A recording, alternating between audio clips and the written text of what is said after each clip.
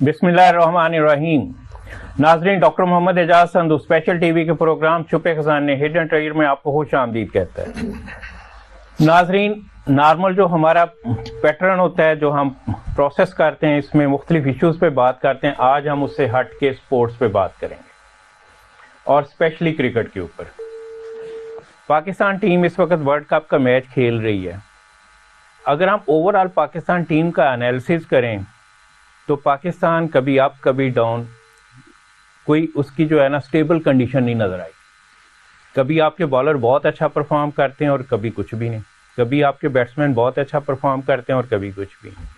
अभी नीदरलैंड के ख़िलाफ़ भी उनके हालात कोई इतने अच्छे नहीं हैं। कल जो मैच था न्यूजीलैंड और इंग्लैंड का, उसमें न्यूजीलैंड ने एक चीज़ साबित की है कि अगर वो प्लानिंग के साथ खेलें और वो आते ही अटैक कर देते हैं। पाकिस्तान का जो वार्म अप मैच था उसमें भी उन्होंने यही किया था कि 350 से ज़्यादा उन्होंने 42.3 ओवर्स में मुकम्मल कर दिए थे, और कल उन्होंने 37 ओवर में कंप्लीट कर लिए थे 283। तो आपको जब तक डर के खेलेंगे आप सरवाइव नहीं कर सकते। मैं प्रोग्राम का बाकायदा आगाज़ करता हूँ और हमारे साथ मौजूद हैं खालिद महमूद साहब, साबिक चेयरमैन पाकिस्तान क्रिकेट बोर्ड के। तो खालिद साहब, आपका काफ़ी एक्सपीरियंस है इस पॉइंट ऑफ व्यू से, आप क्या कहते हैं? आप चाहते हैं मैं इस मैच के बारे में गुफ्तगू करूं या अमूमी वर्ल्ड कप के बारे में गुफ्तगू? इस मैच और अमूमी वर्ल्ड कप। तो पहले इस मैच पे कर लें। पहले अमूमी कर लेते हैं, फिर इस मैच पे आ जाएंगे। बिल्कुल। देखिए, मेरी सोच ये है कि ये वर्ल्ड कप हो या इससे आगे पीछे जितने भी हुए हैं, वो मेरे ख्याल में सारे के सारे सियासत की नज़र होते जा रहे हैं। बिल्कुल ठीक। और ख़ास तौर पे भारतीय सियासत की नज़र हो रही है। भारत का, इंडिया का आपको पता है किरदार क्या है, क्योंकि बड़ा मुल्क है और बड़ी ज़बरदस्त कारपोरेट सपोर्ट है क्रिकेट को, पैसे बनते हैं। उस पैसों के दौर पे उन्होंने काबू किया हुआ है इंग्लिस्तान को और ऑस्ट्रेलिया को, जो कि दो बुनियादी रुकन है, फाउंडिंग मेंबर हैं, और किसी और को आगे आने नहीं देते। अब पिछले चंद जो हफ्तों के जो मैचेस हैं, वाक़यात हैं, उनका वो जायज़ा लें। क्या उसमें आपको कोई भी शराफत की कोई मुनासिब झलक नज़र आती है? जो कुछ किया, पहले इन्होंने एशिया कप का बेड़ा गर्क किया कि हम नहीं आके खेलेंगे। पाकिस्तान ने बड़ी अच्छी तजवीज़ दी कि चलो जी नहीं खेलते तो आप दुबई में करा लेते हैं कोई, हम उसको भी इन्होंने इनकार किया। ज़बरदस्ती श्रीलंका में लेके गए, क्योंकि वो उनका एक मातहत मुल्क ही कह रहे हैं ना सारे का सारे, और ना कोई मौसम का सोचा, ना कुछ किया।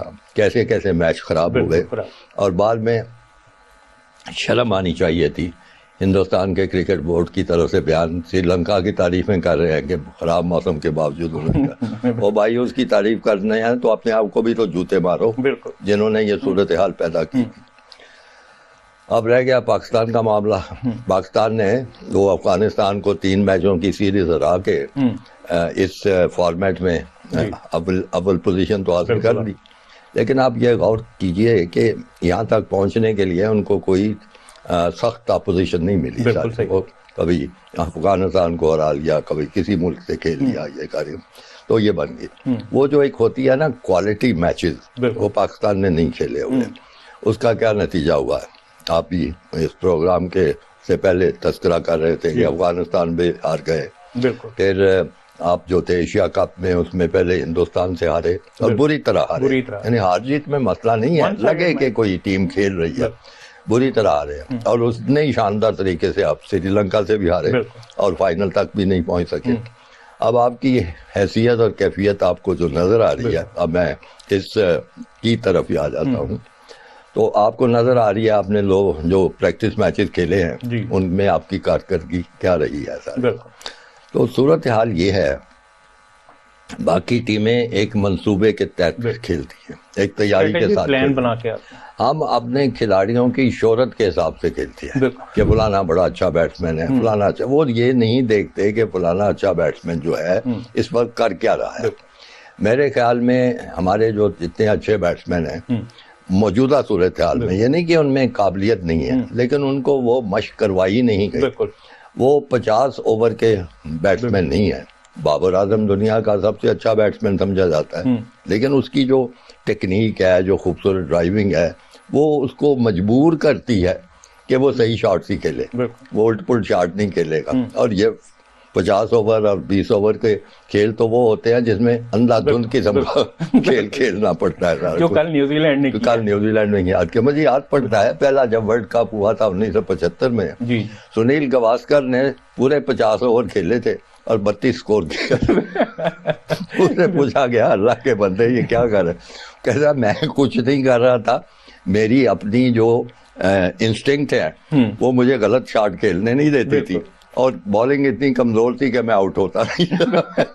تو میرے خیال میں یہی المیہ اس وقت ہماری پاکستان کی ٹیم اور اچھے کھلاڑیوں کے ساتھ بھی پیش آ رہا ہے.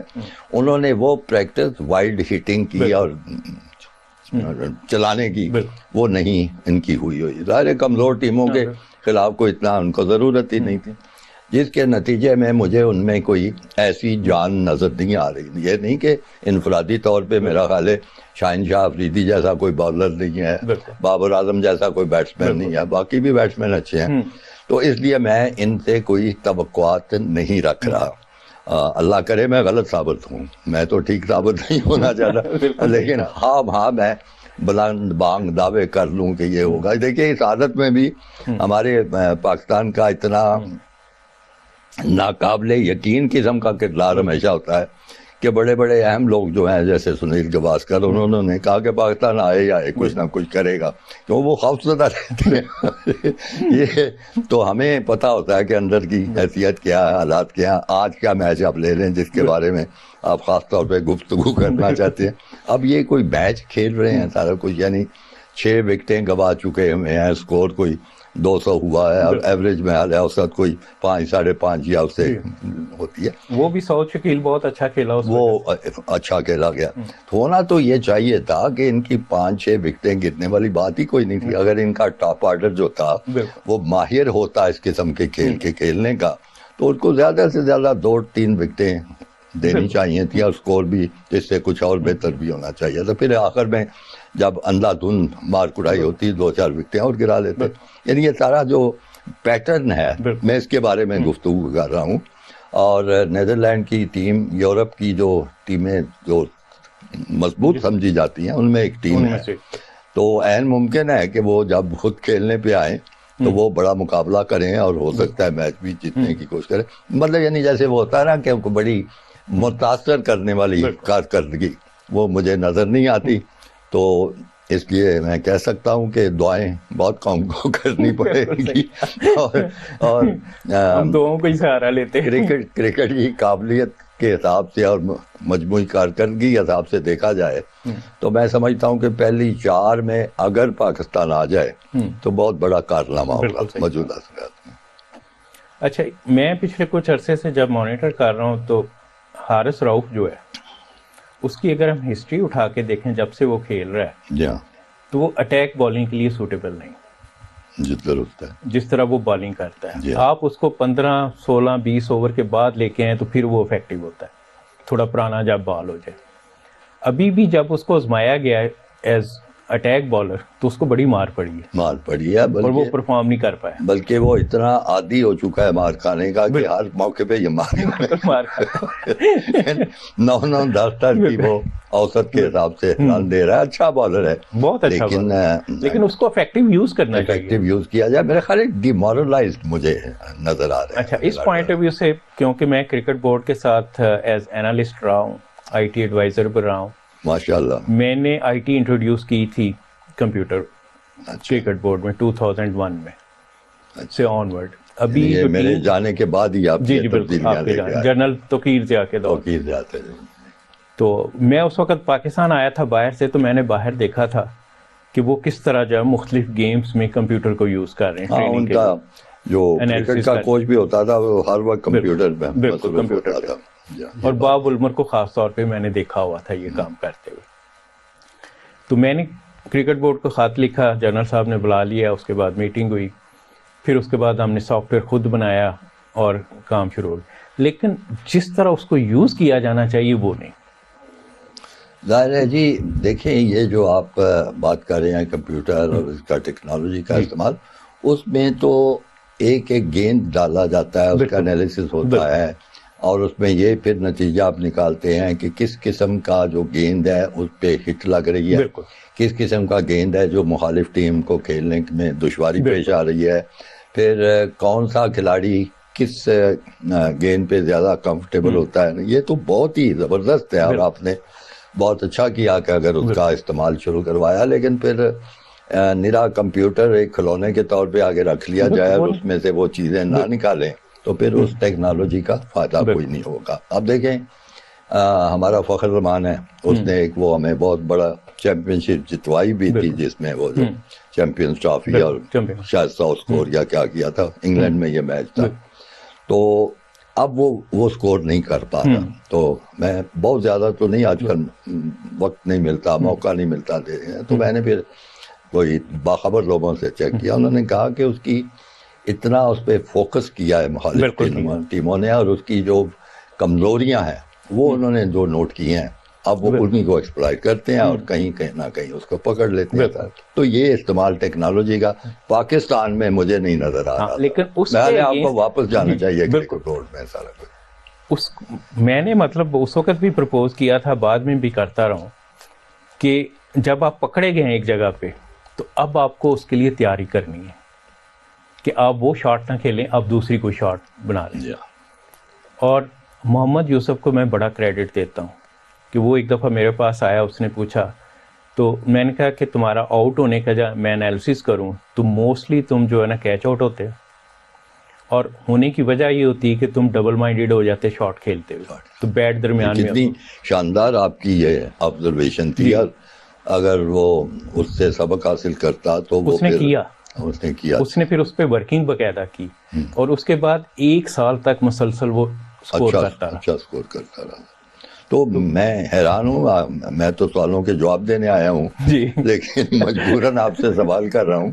تو پھر آپ کو وہاں سے ہٹ کیوں گئے اندر کی پولیٹکس؟ باب علمر جب آیا تھا, جوائن کیا تھا, تو اس سے پہلے ہی اندر پولیٹکس ہو گئی تھی, تو میں پھر سائڈ پہ ہو گیا تھا. میں نے کہا کہ نہیں, میں اس طرح نہیں چل سکتا. باب علمر سے مجھے ملنے ہی نہیں دیا گیا تھا یہاں تک, اور جب وہ ورلڈ کپ کھیلنے گئے ویسٹ انڈیز میں, تو میں نے ایک ٹی وی پروگرام میں انٹرویو میں کہا کہ پاکستان شاید سیکنڈ راؤنڈ میں پہنچے. اچھا. حالانکہ باقی سب کہہ رہے تھے کہ جی ٹیم بہت اچھی ہے. میں نے کہا ٹیم اچھا ہونا امپورٹنٹ نہیں ہے, امپورٹنٹ ہے ٹیم ورک اور تیاری. وہ مجھے نہیں نظر آئی. یہ دونوں ورلڈ کپ اگر آپ کو یاد ہو نا, بہت گندے پاکستان نے کھیلے.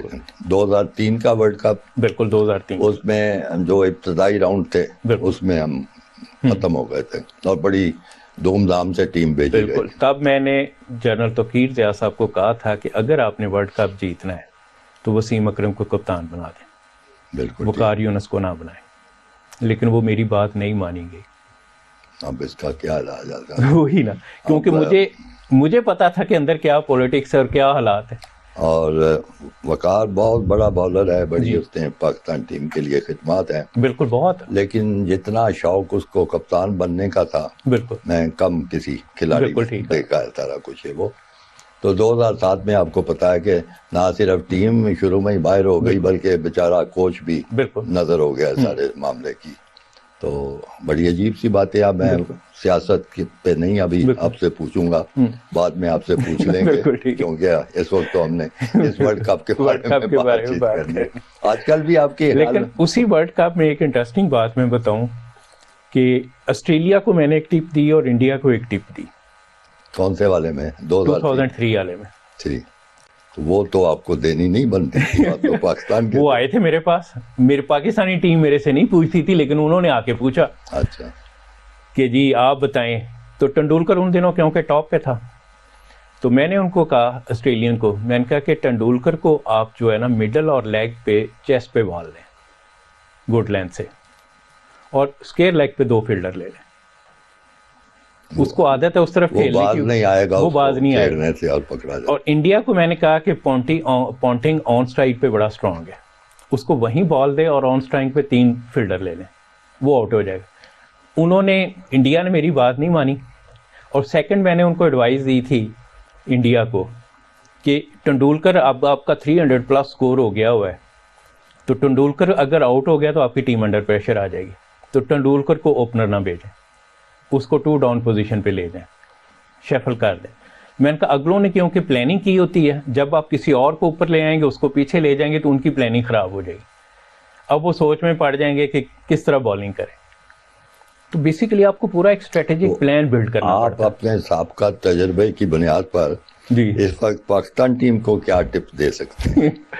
सबसे पहली टिप मेरी यही है, जैसे आज मैच स्टार्ट हुआ था तो हमारे दोनों ओपनर्स को अटैक कर देना चाहिए था, क्योंकि अटैक जो न्यूजीलैंड ने किया, अटैक जब आप करते हैं तो बॉलर अपनी लाइन लेंथ भूल जाते हैं, तो उसका आपको एडवांटेज लेना चाहिए था। न्यूजीलैंड में देख रहा हूँ पाकिस्तान के खिलाफ भी उन्होंने यही किया और कल उन्होंने इंग्लैंड के खिलाफ भी तो ये तो हमारे ओपनर्स और उसके बाद भी आने वालों ने इब्तदाई जो हमारी औसत थी रन्स की, वो तो लगता ही नहीं था कि पावर प्ले वाले। वही तो कहा ना कि पाकिस्तान अंडर प्रेशर खेल रहा होता है और शुरू में कोशिश होती है कि जी विकेट बचाई जाए और विकेट गिर जाती।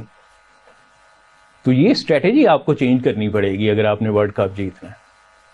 सेकंड वही कि हारिस रऊफ से अटैक बॉलिंग ना करवाए बल्कि स्पिनर से करवाएं, शहीन के साथ। अब एक तरफ स्पिनर होगा, एक तरफ जब शहीन होगा तो शहीन इफेक्टिव ज्यादा हो जाएगा। और स्पिनर कौन? मेरे हिसाब से इफ्तिखार। आपको याद है कि मोहम्मद हफीज करता रहा अटैक बॉलिंग, तो इफ्तिखार भी ऑफ स्पिनर है। नहीं, वो बड़ी इसकी मिसालें हैं। आपको 99 के वर्ल्ड कप की मिसाल दूं कि 92 में था, मुझे याद नहीं मुझे, जिसमें एक उनका न्यूजीलैंड का बॉलर था पटेल, वो ओपन कर रहा था, बड़ा कामयाब, बिल्कुल कामयाब। तो ये तो सारी आउट ऑफ बॉक्स सॉल्यूशंस हैं। मैं नहीं समझता कि इस वक्त पाकिस्तान टीम के मैनेजमेंट में साथ जो लोग गए हैं उनको कोई भी अंदाजा है इस किस्म की चीज़ों का, या उनके ज़हन में कोई इस तरह की सोच है ये चीज़ें करने की। लिहाजा जिस तरह का वो खेल रहे हैं आपको फिलहाल उसी पे गुजारा करना पड़ेगा सारा। कोई ऑप्शन नहीं है आपके पास, कोई ऑप्शन नहीं है।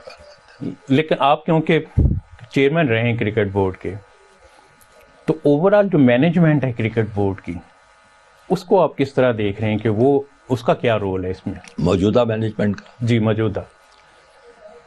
देखिए जी, मौजूदा मैनेजमेंट जो है, मैं समझता हूँ कि अदारे के साथ ज्यादती है। बिल्कुल इस तरह ज्यादती है कि जो भी सरबराह होगा, नंबर एक उसके बारे में लोगों को उसका जो इमेज है वो ये होना चाहिए ये क्रिकेट जानता है, समझता है, सारा कुछ है। बदकिस्मती से मौजूदा चेयरमैन का ये पब्लिक में भी इमेज नहीं है और जो उसकी टीम है उनमें भी ये इमेज नहीं है, और जो बाकी उसके क्रिकेट बोर्ड में साथी हैं उनमें भी नहीं। जब ये हो ना, तो फिर एक वो जैसे होता है ना, कोई जैसे नफ्सा नफसी की कैफियत होती है कि इससे जो फ़ायदा उठा सकते उठा दो, और फ़ायदे उठाए गए हैं। जब से ये आए हैं इन्होंने बेशुमार लोगों को वापस लेके आए हैं, और मैंने खुद तो चेक नहीं किया, जो आपकी अखबारी इत्तलात से देखा है कि बड़ी बड़ी अच्छी तरहों पे लोग लेके आए हैं जिनकी कोई ज़रूरत बज़ाहिर नज़र नहीं आती।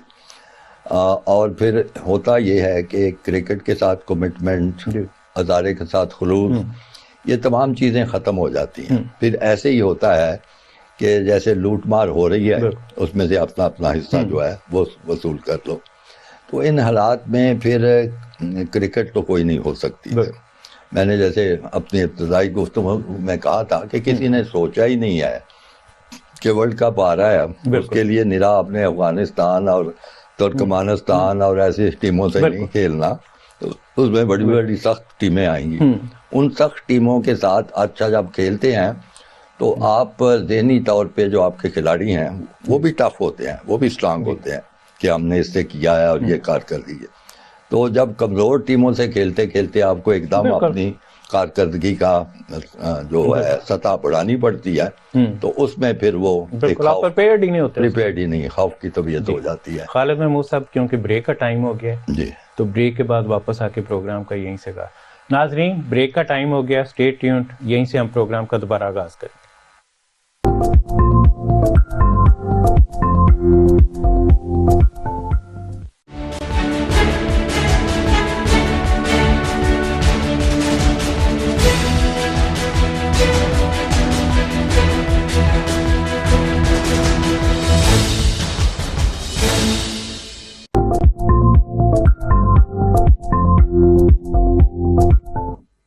Welcome back. جی خالد محمود صاحب, آپ جس دور میں چیئرمین تھے, آپ کو یاد ہے کہ کرکٹ بورڈ کا سٹرکچر بڑا چھوٹا سا ہوتا تھا اور پرفارمنس بہتر ہوتی تھی. جی آپ میرے چیئرمین ہونے والے زمانے کا ذکر ابھی نہ کریں. میں کرکٹ بورڈ کے ساتھ وابستہ ہوں 70 کی دہائی سے, اور 70 کی دہائی میں ایک بڑی عظیم شخصیت جو تھی وہ کرکٹ بورڈ کی سربراہ تھی. ان کا نام تھا عبدالحفیظ کارسا. جی بالکل.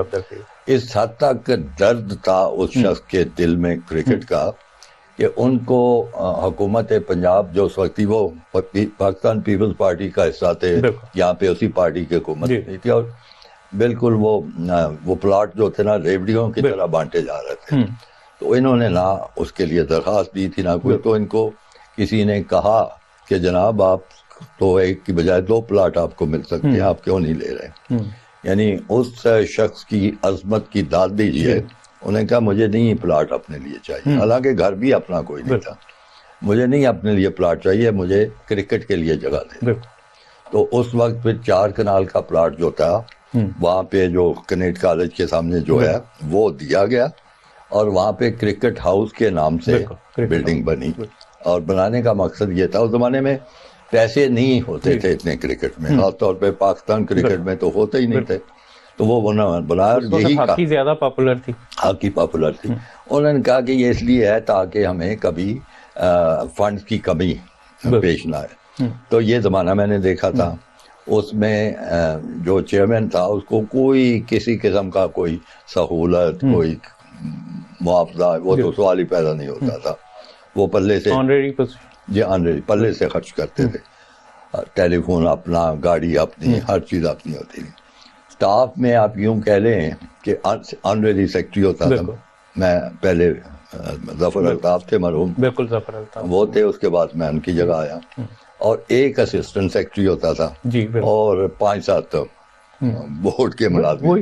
وہ زمانہ تھا اس میں سارا کچھ, اور کھلاڑیوں کو معاوضے بھی ظاہر کم ہی ملتے. میں نے تو وہ زمانہ دیکھا ہوا ہے. آپ تو میرے چیئرمین والے زمانے کی بات کریں, میں تو وہ زمانہ دیکھا ہے. اور اس میں پیسے اکٹھے کرنے کے لیے ہر شہر میں جو علاقائی تنظیم ہوتی تھی ان کو میچ دیا جاتا تھا کہ اتنے پیسے دے دو, اور وہ پھر مختلف محکموں کا استعمال کرتے تھے, ایکسائز اینڈ ٹیکسیشن والے, انکم ٹیکس والے, دوسرے لوگ, اور وہ پیسے یہ چیز آ. یعنی اتنی مشکلوں سے, مشقتوں سے, محنتوں سے کرکٹ کو اس حال تک پہنچایا گیا ہے. اب تو دیکھیں نا, زمانہ ہی بدل گیا ہے.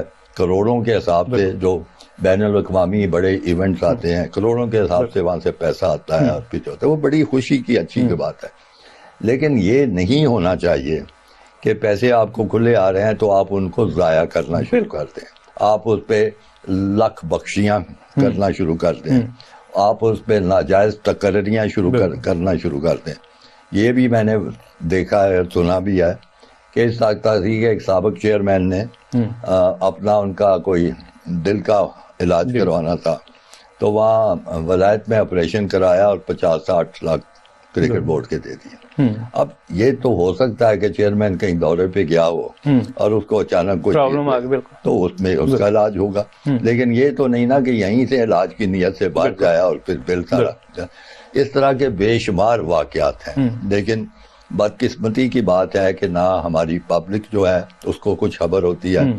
ایک تو یعنی آپ چونکہ اس صحافت کے شعبے سے آپ کا تعلق ہے, ایک بڑی مصیبت یہ ہے کہ جس کسی اخبار کو یا چینل کو یا صحافی کو کرکٹ بورڈ ذرا تھوڑا سا پیار کر لیتا ہے اس کا رویہ ہی بدل جاتا ہے, اس کی گفتگو کا انداز ہی بدل جاتا ہے. وہ اور یہ میں نے پریکٹیکلی دیکھا بڑی سے بڑی خرابی میں بھی اس کو خوبی نظر آنے لگی. بڑے سے بڑے غلط جو ہے کارکن کو اس کو بھی وہ تعریفیں کرنا لگتا ہے, اور جو جس کو یہ موقع نہیں ملتا وہ یعنی خام کیڑے ڈالتا ہے, ایپ جو یعنی یہ وہ جیسے ہوتا ہے نا ایک دیانت دارانہ کوئی کسی چیز پہ نہیں ہوتی. یہ بڑی مصیبت بھی نہیں ہے, تو اس لیے وہ باتیں نہیں پہنچتی. تو کہنے سے مراد یہ ہے کہ اگر آپ اداروں کو اپنوں کو مضبوط کرنا چاہتے ہیں, بہتر بنانا چاہتے ہیں, تو ہر ایک کو اپنا اپنا کردار اچھے طریقے سے ادا کرنا پڑے گا. غلط کو غلط کہنا پڑے گا, صحیح کو صحیح ماننا پڑے گا, اور اس طرح بہتری آئے. اور پھر یہ جو آپ نے فوج ظفر موج کرکٹ بورڈ میں بٹھائی ہوئی ہے, آپ ان کا آج کل کا جو پے پیکج اور پورا اخراجات دیکھیں تو میرا خیال ہے آپ بھی پریشان ہو جائیں گے. میں نے جب کبھی چیک کرنے کی کوشش کی تھی, ایک تو چھپاتے بہت ہیں, واضح طور پہ چیزیں نہیں بتاتے. تو میں نے ایک دفعہ وہ جو ایک قانون بھی بنا ہوا ہے رائٹ ٹو انفارمیشن والا, اس کے تحت کچھ چیزیں نکلوائیں, نہیں بتانا چاہتے کیونکہ ان کے پاس چھپانے کو بہت کچھ ہے, وہ الماری میں چھپا کے رکھنے والی چیزیں. تو کسی طریقے سے بھی آپ نہیں کہہ سکتے کہ ہماری کرکٹ مینجمنٹ اور ادارے کے معاملات جو ہیں وہ اچھے ہیں. اب میں نے ابھی ذکر کیا کہ اب پہلے تو دیکھیں کہ پچھلے میرے خیال 12 مہینے میں, اگر میرا درست ہے اس کے بارے میں معلومات, پچھلے 12 مہینے میں میرے خیال 3 چیئرمین بدل چکے ہیں.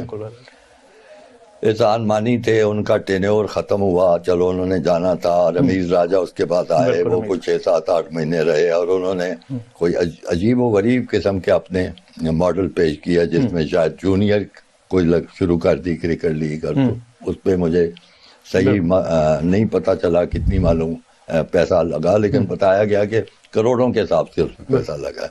اس کے بعد ان کو ہٹایا گیا, ان کی جگہ نجم سیٹھی صاحب آ گئے. نجم سیٹھی صاحب ابھی یعنی سیدھے بھی نہیں ہونے پائے تھے, ان کی جگہ موجودہ صاحب. اب بتائیے کہ ایسے طریقے سے کیا کرکٹ بورڈ کو چل سکتا ہے, کوئی مینجمنٹ اچھی ہو سکتی ہے؟ اور پھر مزید مصیبت یہ ہے کہ اس میں ہر کوئی جو چیئرمین آتا ہے نا, وہ یہ نہیں دیکھتا کہ فلانا بندہ ٹھیک ہے یا غلط, وہ دیکھتا ہے کہ یہ میرا بندہ ہے کہ نہیں. یعنی جس میں بنیاد کسی کی بورڈ میں رہنے کی یہ ہو لائلٹی, قابلیت نہ ہو, میرٹ نہیں, کارکردگی نہ ہو, میرٹ نہ ہو, اور وفاداری اس میں اصل ہو, تو وہ کیا کرکٹ بورڈ ہوگا. اس سے زیادہ میں کیا تعریف کروں. میں تقریباً 2002 سے 2007 تک ایز آئی ٹی ایڈوائزر اور کرکٹ انالسٹ کے طور پہ کرکٹ بورڈ کے ساتھ گزارا ہے. جنرل توقیر زیاء کے ساتھ جب میں نے اٹیچمنٹ کی تھی تو جنرل صاحب نے کہا کتنے پیسے لینے, میں نے کہا مجھے کوئی پیسہ نہیں چاہیے, میں آنریری کام کروں گا. ماشاء اللہ, اللہ کرے آپ کی بات کرکٹ والے سن رہے ہوں اور آپ کو واپس بلائیں. تو میں نے کہا میں یونیورسٹی میں ایز اے ڈین کام کر رہا ہوں, انکم میری ادھر سے آ رہی ہے, تو میں ایز اے آنریری طور پہ اور پورا ایک سیٹ اپ کر کے دیا, اپنے اسٹوڈنٹس کو انٹرنشپ دی, انہی سے کام لیا, سافٹ ویئر بنوایا. اور اس کے بعد جو ہے مجھے سائڈ لائن کر کے وہ ابھی تک موجود ہیں. ان میں سے ایک جو اپنے سافٹ ویئر میں بہت اچھا تھا, جس نے سافٹ ویئر بنایا تھا, وہ بعد میں ساؤتھ افریقہ چلا گیا یہاں سے چھوڑ کے, لیکن باقی موجود ہیں, ٹیم کے ساتھ وہی ٹریول کرتے ہیں. لیکن انفارچونیٹ یہی ہے کہ جس طرح اس سسٹم کو یوز کیا جانا تھا وہ نہیں کیا گیا. ہاں, وہ آپ نے شروع میں بتایا تھا, اگر استعمال کیا جاتا جیسے کہ ساری دنیا میں استعمال کیا جاتا ہے تو اس کے مطابق ہر کھلاڑی کی جو خامیاں ہیں وہ سامنے آ جانی چاہیے تھیں. معاف کیجیے, نہ صرف خامیاں سامنے آنی چاہیے تھیں بلکہ اس کے اسٹرانگ پوائنٹس بھی آنے چاہیے تھے, اور پھر اس کی روشنی میں جو کوچز ہیں ساتھ ان کو محنت کرنی چاہیے تھی. مجھے ایک تو سمجھ نہیں آتی کہ اتنے 75 سال سے پاکستان جو ہے کرکٹ کھیل رہا ہے اور بڑے سے بڑا کھلاڑی یہاں پہ موجود ہے, آپ کو کوچز امپورٹ ہی کیوں کرنے پڑتے ہیں؟ مجھے سچی باتیں نہیں سمجھ آتی کہ ہر دفعہ ڈھونڈ کے آپ لاتے ہیں کہ جی مکی آرتھر کو بلاؤ, وہ کبھی کہہ رہا ہوتا ہے کہ میں ریموٹ قسم کی کوچنگ کروں گا, کبھی کچھ کہہ رہا ہے ایشیا کپ میں وہ چھوڑ کے انگلینڈ چلا گیا. تو یعنی کہاں تک باتیں کی جائیں اور کیا کیا جائے, آوے کا آوا ہی بگڑا ہوا ہے. محسن حسن خان کو ایک شارٹ پیریڈ کے لیے کوچ بنایا گیا تھا اور بہترین پرفارمنس. محسن حسن خان اچھا کوچ ہو سکتا تھا, اس میں صلاحیت تھی, اس میں درد تھا. پھر سب سے بات یہ ہے کہ پاکستانی جو ہے نا کمزور بھی ہوگا نا, تو پھر بھی اس میں کچھ جذبہ بھی ہوگا, درد بھی ہوگا. لیکن جو وجہ بتائی جاتی ہے کہ جی پاکستانی نہیں وہ سیاست کرتے ہیں, او بھائی سیاست وہ کرتے ہیں تو اب سیاست ختم ہو گئی ہے.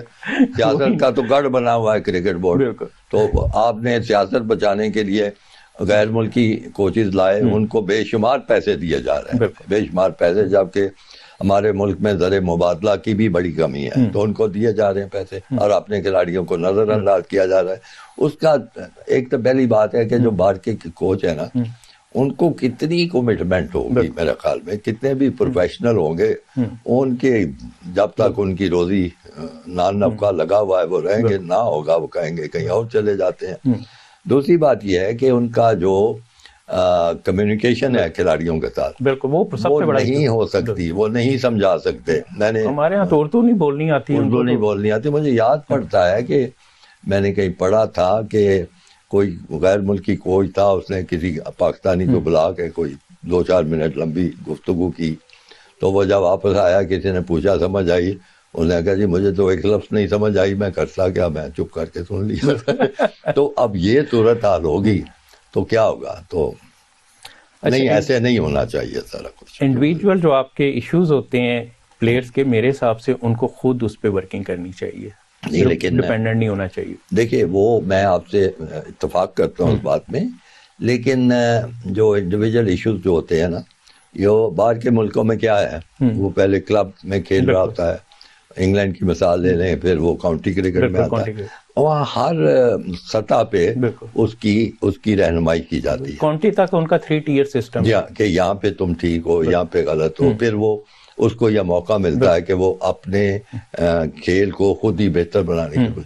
یہاں پہ کیا ہے, آپ پکڑتے ہیں گلی محلے کے کرکٹر, کوئی کوچنگ نہیں, چونکہ ایک ایسا کھیل ہے جس میں پہ نام بھی ہے, شہرت بھی ہے, پیسہ بھی ہے, سب کچھ ہے, تو اس لیے لوگ اس طرف آ رہے ہیں سارے کا سارا, اور ڈائریکٹ اٹھا کے 5 اسٹار ہوٹل میں ڈالتے ہیں. جی ڈالتے. اب اس کا دماغ خراب ہو جاتا ہے ان کو. ہاں دماغ, یہ میں سمجھتا ہوں کہ 2 بڑی متضاد چیزیں ہیں.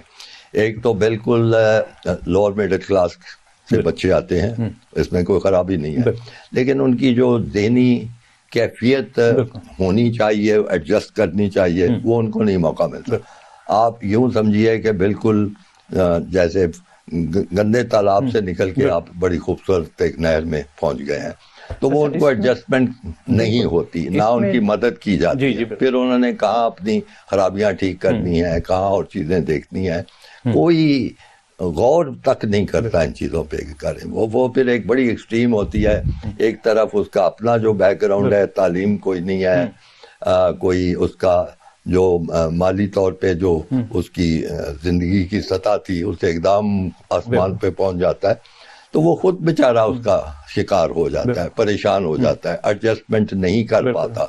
تو یہ اچھا, جنرل توقیر ضیاء نے جب کرکٹ اکیڈمی بنائی تھی تو اس پلان میں یہی تھا کہ پراپر ٹریننگ دی جائے گی, ان کو پڑھایا بھی جائے گا.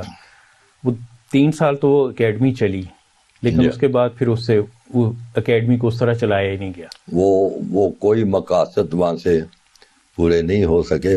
وہ اس کے ایڈوائزر جو مین تھے وہ اس وقت رمیز راجہ صاحب ہی تھے, اور جوش و خروش سے اکیڈمی کے فوائد بیان کرتے تھے. اور میں نے اس وقت بھی اس کو کہا تھا کہ یہ کوئی ایسی چیز نہیں ہونی, بہتر ہے کہ آپ کلبوں کو مدد کریں, وہاں پہ سیانے لوگ ساتھ ان کے اٹیچ کریں تاکہ لڑکے وہاں سے اٹھ کے آگے آ سکے.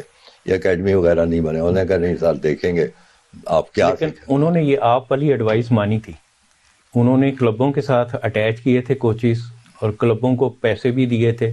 کس نے دیے آپس میں رمیز راجہ نے اپنے زمانے میں. میرے کوئی زیادہ اس کے بارے میں واقفیت نہیں ہے, لیکن میں ساتھ تھا. اگر یہ کیا تھا تو وہ بڑی اچھی بات. آپ یہ دیکھیے, غور کیجئے, ہم جو بھی نیا کھلاڑی آتا ہے نا, بڑی واہ واہ کرتے ہیں, بالر آئے, بیٹسمین آئے, کرکٹ بورڈ کی اطلاعات دیتے ہیں, اخباروں میں لکھا جاتا ہے باجی کیا بڑا. آپ نے کبھی غور کیا کہ ایک کھلاڑی جو ہے وہ کرکٹ بورڈ کا پروڈکٹ نہیں کہا جا سکتا, ایک کھلاڑی بھی نہیں ہوتا. وہ کسی کلب کا پروڈکٹ ہوتا ہے, وہ کسی اس ان پڑھ پرانے کھلاڑی کی محنت کا نتیجہ ہوتا ہے, جس کو کرکٹ سے لگن ہے, شوق ہے, سارا ہے. میں نے کچھ لاہور کے اندر کی پروڈکٹس آ گئی ہیں. میں نے مجھے بڑا نئے کھلاڑی آتے تھے تو میں ان سے پوچھتا تھا, تو وسیم اکرم سے میں نے پوچھا. وسیم اکرم کا آپ کو پتا ہے ہر بندہ کریڈٹ لیتا ہے, عمران خان بھی اس کا کریڈٹ لیتا ہے, جاوید میاں دار بھی اس کا کریڈٹ لیتا ہے, خان محمد صاحب اللہ ان کی مغفرت کرے, یہ ان تینوں کے منہ سے میں نے یہ دعویٰ سنا کہ ہم نے اس کو دریافت کیا, ہم لے گیا. تو میں نے وسیم سے پھر پوچھا ایک طرف کر کے, تو تم کس کی دریافت ہو؟ اس نے کہا جی میں محمد صدیق نامی ایک پرانا کرکٹر تھا جو کسٹمز کے محکمے میں سپاہی تھا, بڑی کم, اس کی دریافت ہوں. اس نے مجھے دیکھا, اس کو میں پسند آیا, اور کہتا ہے کہ جون جولائی کی سخت گرمیوں میں وہ مجھے گھر سے اٹھاتا تھا, سائیکل پہ بٹھاتا تھا, ساتھ لے کے نیٹ میں لے کے جاتا تھا. یہ کہتا ہے کوئی سال ڈیڑھ وہ کرتا ہے. تو میں نے کہا پھر تو سارا کریڈٹ اس کو ہی ملنا چاہیے. ان دنوں میں بھی کیونکہ کلب کرکٹ کھیلتا تھا, جی جی جی, تو اس کو ہم ٹنڈا بالر کہتے تھے. ٹھیک ٹھیک ہے, کیونکہ یہ یوں بال کرواتا تھا آکے, اور یہ پھر گڈ لائن سے سیدھا منہ پہ بال لے کے آتا. تو میں نے کہا تم خدا کا خوف کرو, کبھی اس کا نام ہی لے دیا کرو کسی انٹرویو. اس نے وعدہ تو کیا تھا لیکن میں نے کبھی اس کو نام لیتا. پھر اسی طرح اس کی ایک کوالٹی میں آپ کو بتاتا ہوں. 2001 میں جب میں نے کرکٹ بورڈ میں یہ چیز انٹروڈیوس کی تھی تو ایشیا کپ سیریز اس وقت ہو رہی تھی, بنگلہ دیش آیا ہوا تھا, ملتان میں میچ تھا, وہ میرا پہلا میچ تھا. تو پہلے دن اس نے بالنگ کی لیکن کوئی وکٹ نہیں ملی, بالنگ بہت اچھی کی. دوسرے دن جانے سے پہلے یہ میرے پاس آیا, کہتا ہے ڈاکٹر صاحب باو بلمر کے بعد میں آپ کو دیکھ رہا ہوں یہ کام کرتے ہوئے, تو کہتا مجھے بتائیں. میں نے کہا کہ ابھی میں تمہیں دکھاؤں گا کچھ نہیں, صرف یہ بتاتا ہوں کہ تمہاری 4 وکٹ ٹیکنگ ڈیلیوریز ہیں, ابھی تم نے جانا ہے 8 اوور کرنے, ان میں سے کوئی ایک مجھے کر کے دکھا دینا. کہتا ہے گاٹ اٹ. چلا گیا, 8 اوور کروائیں, واپس سیدھا میرے پاس آیا, کہتا ہے مجھے سمجھ آ گئی. میں نے کہا کیا سمجھ آئی؟